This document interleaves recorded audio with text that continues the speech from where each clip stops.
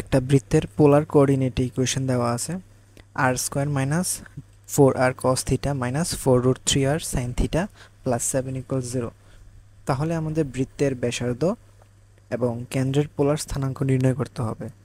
So এটা করার একটা সিম্পলেস্ট ওয়ে হচ্ছে আমাদের বৃত্তের আইডিয়াল ইকুয়েশন যেটা আমরা সচরাচর ইউজ করি, X square plus Y square plus 2gx plus 2fy plus C equals 0। এটা থেকে আমরা পোলার কোঅর্ডিনেট ইজিলি বের করে ফেলতে পারি। কারণ হচ্ছে তুমি খেয়াল করো, X square plus Y square এই জিনিসটাকে তুমি আর স্কোয়ার লিখতে পারো। সো ইকুয়েশনটাকে তুমি এভাবে ট্রান্সফর্ম করে লেখো, আর স্কোয়ার প্লাস 2gx এর ভিতরে টোয়াইস জি এটাকে বাইরে রেখে আমরা এক্সের জায়গায় আমরা লিখতে পারি আর কস থিটা প্লাস আর সাইন থিটা, তারপর প্লাস সি ইকুয়াল 0। তাহলে আমরা এখান থেকে কি দেখতে পাইলাম যে এই ইকুয়েশনটা এবং আমাদের কোয়েশ্চেনে যে ইকুয়েশনটা এখানে দেওয়া আছে, এই দুটো ইকুয়েশন যদি আমরা এখন কম্পেয়ার করা শুরু করি তাহলে কিন্তু আমাদের এখানে জি এবং এফ এর ভ্যালু এবং সি এর ভ্যালু কিন্তু বের হয়ে যায়।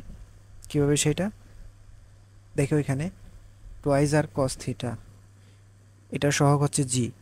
তাহলে এখানে তুমি যদি টোয়াইজ আর কস থিটা বানাতে চাও minus 4r, so minus 4r কস আরকে আমরা যদি টোয়াইজ আর কস থিটা বানাইতে চাই তার মানে 2 ইন্টু -2 আর কস থিটা আমরা এইভাবে লিখতে পারি।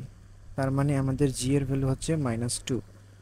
ঠিক সিমিলারলি আমরা 4√3r সাইন থিটা মাইনাসের এটাকে আমরা বানাইতে চাই, তাহলে আমরা কি করতে পারি, আমরা টোয়াইজ ইন্টু -2√3 আর সাইন থিটার রূপে লিখতে পারি। সো ওইটার মতো কনভার্ট করে আমরা এখানে এফ এর ভ্যালু পাইলাম -2√3 আর লাস্টে কনস্ট্যান্ট সি এর ভ্যালু সেটা 7। সো আমাদের ব্যাসার্ধ কত হবে, √g square plus F square minus C. তো জি স্কোয়ার হচ্ছে 4 আর এফ স্কোয়ার হচ্ছে 12 মাইনাস 7, দ্যাট মিন্স 16 থেকে যদি তুমি 7 বাদ দাও 9 থাকবে। সো √9 মানে হচ্ছে কত, 3। সো এটা হচ্ছে আমাদের ব্যাসার্ধের মান। তো আমাদের কেন্দ্রের পোলার স্থানাঙ্ক বের করতে বলছে। সো পোলার স্থানাঙ্ক বাদ আমরা কার্তেশীয় স্থানাঙ্ক তো বের করতে পারবো এখান থেকে, কারণ আমরা জানি কার্তেশীয় স্থানাঙ্ক হচ্ছে -g - f। সো এটা যদি তুমি এখানে লিখো সেটা হবে টোয়াইস 2 এবং 2√3। সো এই জিনিসটাকে তোমার পোলার স্থানাঙ্কে বের করতে হবে। সো আমরা জানি পোলার স্থানাঙ্ক এক্স ওয়াই, এটা যদি আমাদের কার্তেশীয় স্থানাঙ্ক হয় এটার পোলার স্থানাঙ্ক হচ্ছে আর থিটা, যেখানে আর হচ্ছে √x² প্লাস ওয়াই স্কোয়ার।